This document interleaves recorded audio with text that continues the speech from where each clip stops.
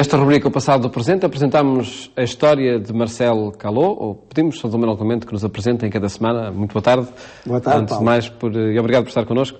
Pedimos ao Dr. Manuel que nos apresente em cada semana capítulos desta história.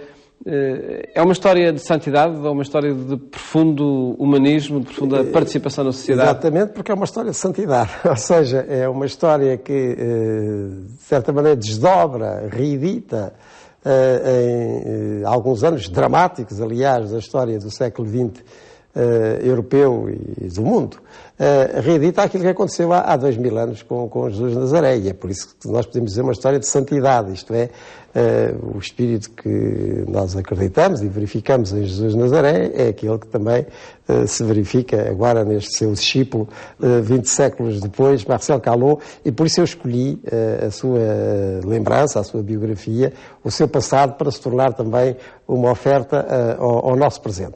Há 8 dias vimos o contexto familiar em que ele nasceu. O contexto familiar, a infância, a importância que todos aqueles elementos tiveram na definição de uma personalidade.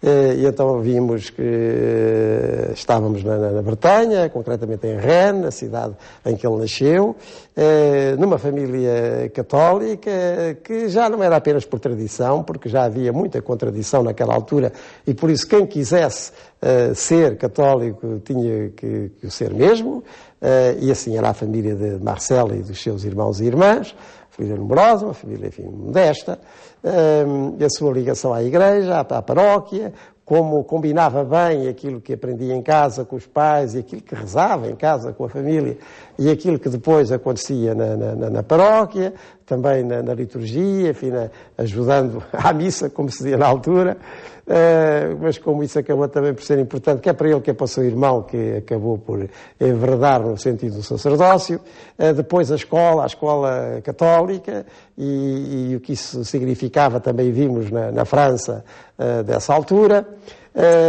Também a sua ligação ao escotismo, um movimento novo e que tinha sido bem aproveitado pelas igrejas também católica em França.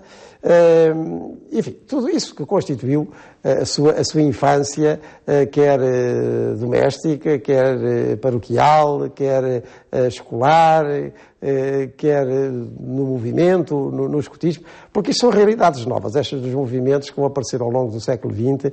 Nós agora estamos a lembrar o escotismo, mas no programa de hoje vamos lembrar um outro movimento, a JOC, a que ele também se ligou profundamente e até de uma maneira mais duradoura, até ao fim da sua vida. E esta realidade dos movimentos é complementar dessas realidades, digamos assim, mais estáticas, como seja a família. A família estava, na altura, num local e numa casa, num sítio certo, ou a paróquia, que também é uma residência da igreja, uma situação dessa mesma igreja num local.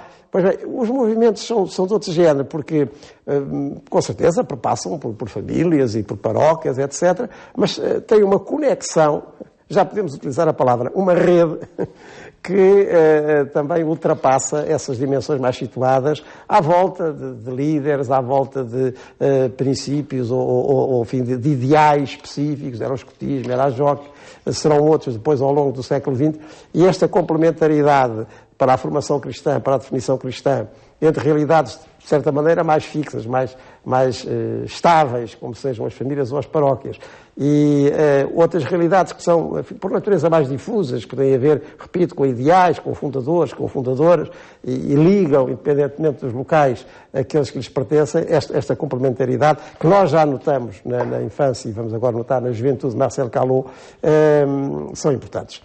Eu peço ao Paulo para ler apenas um trecho de Cuva de Morville, que é este autor inglês, este bispo de Birmingham, que lhe dedica. Nessa época, a escolaridade obrigatória em França era até aos 13 anos.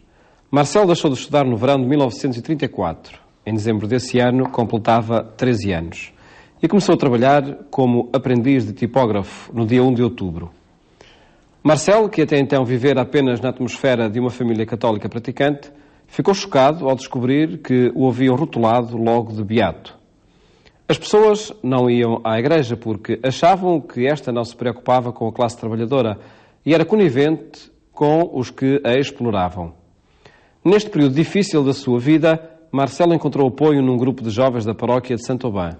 Tratava-se da Juventude Operária Católica, JOC, cujos membros eram conhecidos por jocistas. A JOC era fundada por um sacerdote belga, Joseph Cardin, em 1912. Era o método chamado ver, julgar e agir, com o qual ele pretendia que os jovens operários pensassem e refletissem atentamente acerca da situação do mundo do trabalho e da sociedade e depois fossem levados a agir.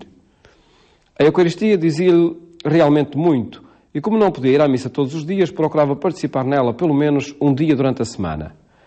As leituras da missa dominical eram debatidas e preparadas em conjunto na JOC, sem esquecer a aprendizagem de novos cânticos e hinos.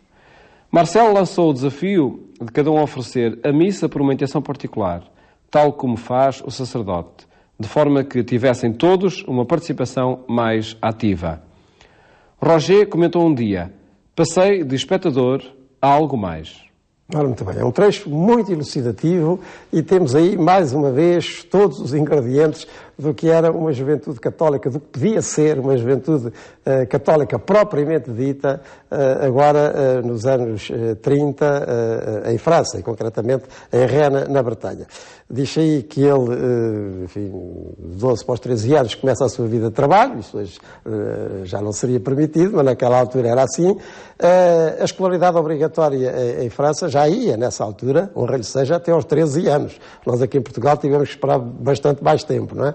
Já ia até aos 13 anos. Mas quando ele está dos 12 para os 13, então interrompe a sua escolaridade e vai para o trabalho. E, enfim, por conhecimentos dos pais e até dos párocos de Saint-Aubin, ele consegue entrar como aprendiz numa tipografia. Será o seu trabalho, será o de tipografia. Mas entrar no mundo do trabalho era também entrar num mundo que punha desafios grandes à Igreja, ao ser católico. No programa anterior falámos acerca da escola e da escola laica, ou então da escola livre em França, e como isso também se tinha desenvolvido do século XIX para o século XX. A mesma coisa agora no que diz respeito ao mundo do trabalho, ao mundo operário, ao mundo fabril, ao mundo do trabalho em geral. Em que se desenvolvia também uma certa ideologia contrária à religião e que era, aliás, muito crítica do lugar da religião na vida das sociedades, acusando-a já a velha acusação dos princípios do marxismo de ser o ópio do povo. Enfim, tudo isso estava aí presente e, portanto, quem entrava no mundo do trabalho, um adolescente, estamos a falar de um rapaz de 12 para 13 anos, anda no mundo do trabalho, vindo da paróquia, vindo de uma família católica, vindo da catequese, vindo do escotismo católico, assim de repente, e de chofre, enfim, o desafio, o embate era muito grande. E ele sente isso logo, não é? Ficou chocado.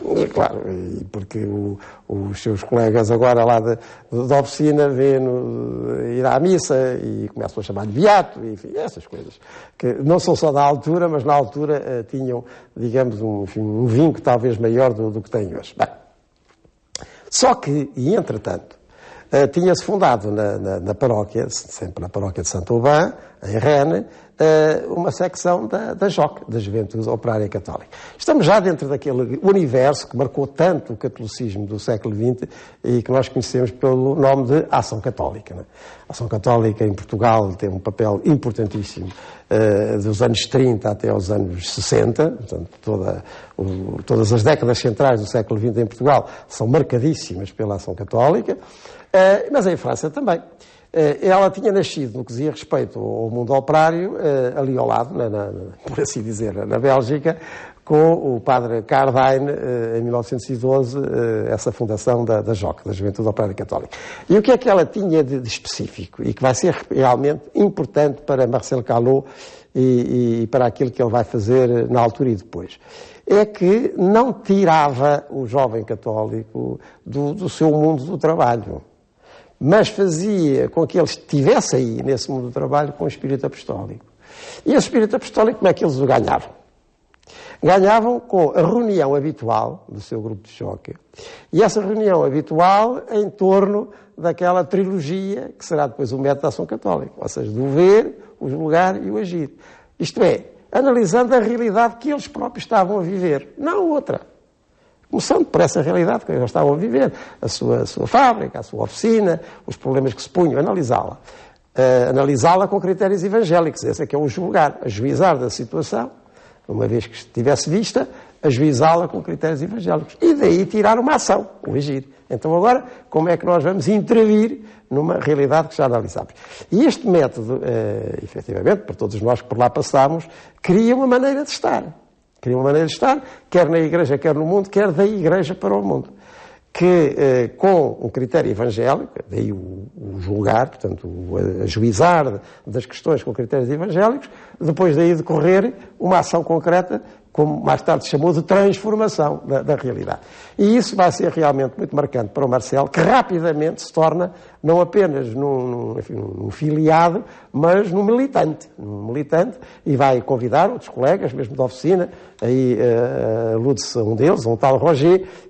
Uma das iniciativas que eles tomam é, quando chega a Sexta-feira Santa, proporem lá na sua tipografia que às 3 horas da tarde se fizesse um minuto de silêncio para lembrar que um operário tinha morrido há 2000 anos por eles. Estamos a falar de Jesus de Nazaré, não é? O carpinteiro de Nazaré. E isso teve impacto, mesmo os outros, que não eram católicos e eram muito críticos dele, e que até o chamavam beato, fizeram esse minuto de silêncio. Eu acho interessante evocar isto, porque na minha paróquia, dos anos 50, também havia um grupo de JOC, da Ação Católica, embora eu pertencesse à Ação Católica, mas não à JOC, pertencia à JEC.